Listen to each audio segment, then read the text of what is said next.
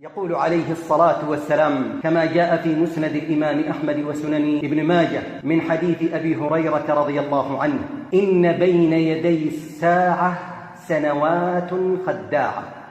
بين يدي الساعة سنوات خداعة يصدق فيها الكاذب ويكذب فيها الصادق، ويؤتمن فيها الخائن ويخون فيها الأمين، وينطق فيها الرويبضة. قالوا يا رسول الله ومن الرويبضة؟ قال الرجل التافه أو السفيه. الرجل التافه يتكلم في أمر العامة. ونحن نعيش اليوم في عصر التافهين وعصر التفاهة، رغم ما يتوقعه الإنسان من أنه حقق تطوراً ونجاحاً تكنولوجيا وما إلى ذلك، لكنه كلما تطور مادياً انهار أخلاقياً وقيمياً ليغوص في التفاهة. وصرنا اليوم نرى سيطرة التفاهة والتافهين لا سيما عبر مواقع التواصل الاجتماعي. صار اليوم الذين متصدرون للمشهد الذين هم قدوات هم التافهون. صدرهم لنا الإعلام على أنهم نماذج وعلى أنهم قدوات، ووراءهم شركات من أجل استثمار ومتاجرة، ومن أجل أيضا قتل المواهب وقتل التعليم وقتل الإنتاج، ليعيش الإنسان في مستنقعات التفاهة ويحققون من هذه الأرباح. في عام واحد من مواقع التواصل الاجتماعي تيك توك فقط حقق أكثر من 34 مليار دولار. ما الذي يبثه؟ إنه يبث كل التفاهة والنجاسة، ويجتمع فيها كل التافهين إلا ما رحم ربك. ولهذا يقول عمرو بن العاص رضي الله عنه وأرضاه: سقوط 1000 من علية القوم أخف ضررا من ارتفاع واحد من سفلة القوم. فكيف إذا صار اليوم الذين يرتفعون والذين هم يقدموهم لنا على أنهم نماذج وعلى أنهم قدوات وعلى أنهم كما يقال نجوم يهتدى بهم، من هم؟ أهل الحفن، أهل الانحراف. وصدق رسول الله صلى الله عليه وسلم: وينطق فيها الرويبضة. في زمن الرويبضة الذي تحول فيها التافهون كما سمعنا إلى رموز، إلى قدوات. صار أعظم أمنيات اليوم شبابنا وأبناءنا هو أن يكون مثل ذلك التافه ليقدم تلك البرامج الساذجة والبرامج التافهة الحقيرة. تسويد اليوم التافهين. يقول جمال الدين الأفغاني عليه رحمة الله: إذا كانت البضاعة المقدمة لك مجانا فاعلم أنك البضاعة لا ما يقدم لك.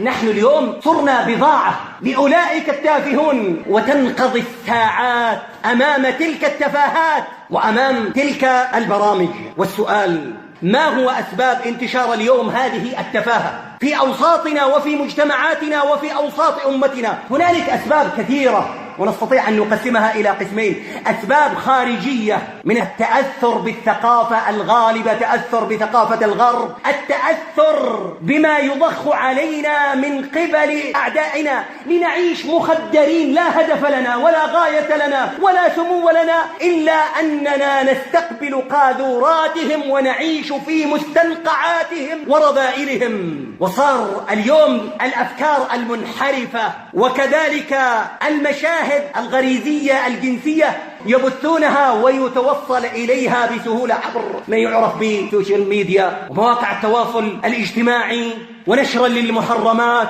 وتسويق للإجرام، وعلى أن هؤلاء المجرمون هم الأبطال، يقدمونهم على أنهم نماذج للأمة عبر الأفلام والمسلسلات وعبر ما يسمى بالترويح والمقاطع القصيرة وما إلى ذلك. ومنها أيضا أسباب منا نحن، أننا صرنا لا نعرف غايتنا، لا نعرف هويتنا. من أنت؟ لماذا وجدت في هذه الدنيا؟ لماذا خلقك الله؟ ما هي الغاية من وجودك، من خلقك؟ من أنت؟ ما هي هويتك؟ أخبرني. صرنا اليوم نعيش لا نعرف ما هي هويتنا. هويتنا بيد أعدائنا، هم الذين يبرمجوننا وهم الذين يسيروننا. ولهذا لما غابت هذه الهوية غاب هدفنا الأعظم والأسمى. دعني من الوسائل والماديات هذه الدنيا وما إلى ذلك هي وسيلة لغاية عظمى. ما هي غايتنا العظمى؟ ما هي غايته؟ لا غاية له إلا أن يعيش كما قلنا في مستنقعات التفاهة. أما أن يكون غايته مرضاة الله، أن يكون غاية الإنسان تحقيق العبودية لله، أن يعرف الغاية العظمى، هذه غيبت اليوم من حياتنا ومن مجتمعاتنا، فعشنا في زمن التفاهة وأيضا عشنا تافهين لأننا روجنا لأولئك التافهين، ولولا وجود أولئك الذين يشجعونهم ما كان لهؤلاء التافهين أي قيمة. انظر اليوم إلى مواقع التواصل الاجتماعي، لو قدم هنالك برنامج علمي، ما سنقول برنامج ديني ينفعك في آخرتك، حتى برنامج علمي يستفيد منه الإنسان في أمور ما أحد يلتفت إليه، لكن أمور تفاهة، قدم ربما عرضه وأهله من أجل أن يكسب اللايكات. هذا يعمل مقالب مع والده، وهذا يعرض أعراضه متاجرة. زمن التفاهة. حتى إذا أراد ينصر دينه يقول انصر الرسول صلى الله عليه وسلم. كيف تنصر رسول الله؟ بزيادة اللايكات. إن كنت تحب رسول الله فاعمل ليك. هذه هي التفاهة الذي وصلنا إليه.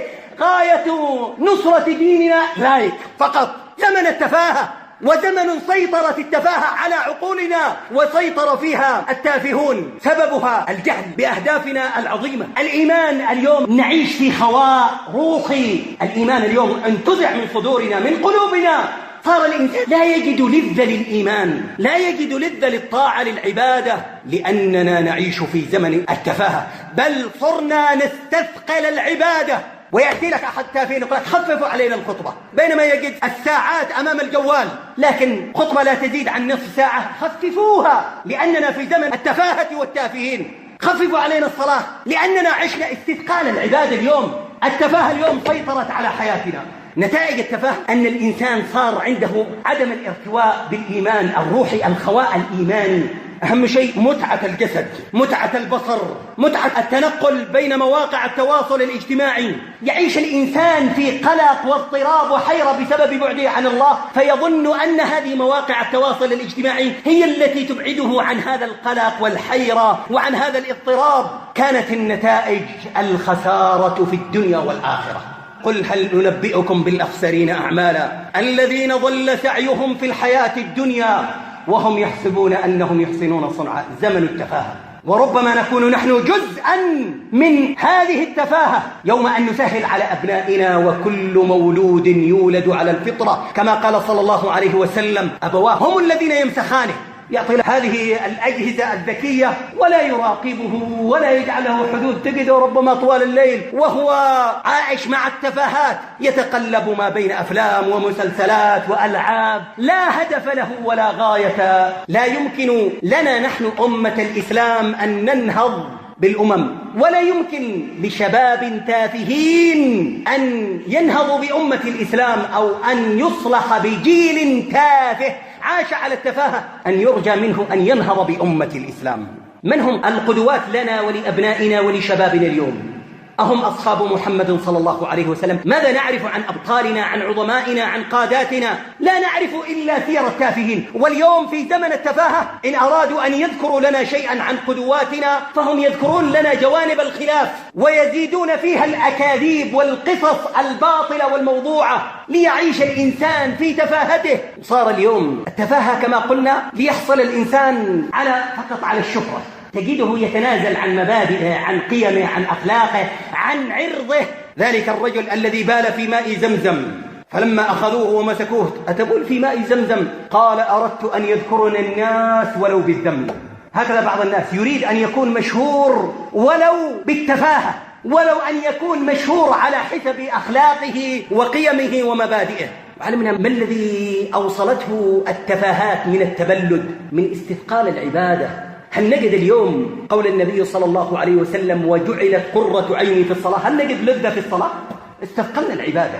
هل نجد اليوم طعم الإيمان كما قال النبي صلى الله عليه وسلم ذاق طعم الإيمان؟ الإيمان له طعم. ما نجد هذا لأن اليوم انغمسنا في التفاهات.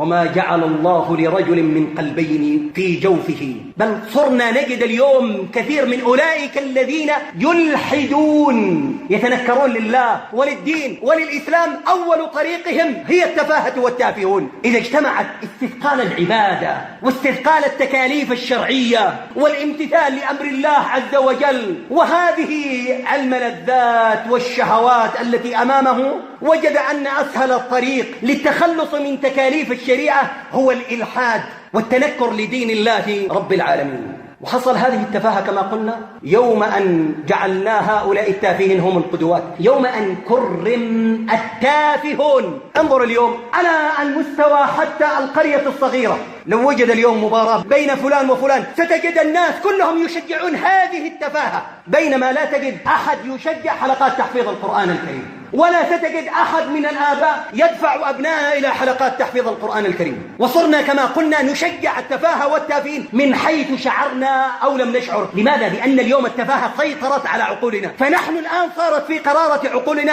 أن التافهون هم النجوم، أن أولئك اللاعبون وأن أولئك الممثلون وأن أولئك الهابطون إلى غير ذلك هؤلاء هم القدوات، وأن أولئك أصحاب حلقات تحفيظ القرآن الكريم طلبة العلم وأصحاب المساجد هؤلاء المتخلفون ورجعيون. إنها زمن التفاهة، عصر التافهون، لأننا اليوم برمجنا على التفاهة، فكل شيء اليوم يقصف على عقولنا ليجعلنا تافهين من حيث شعرنا أم لم نشعر.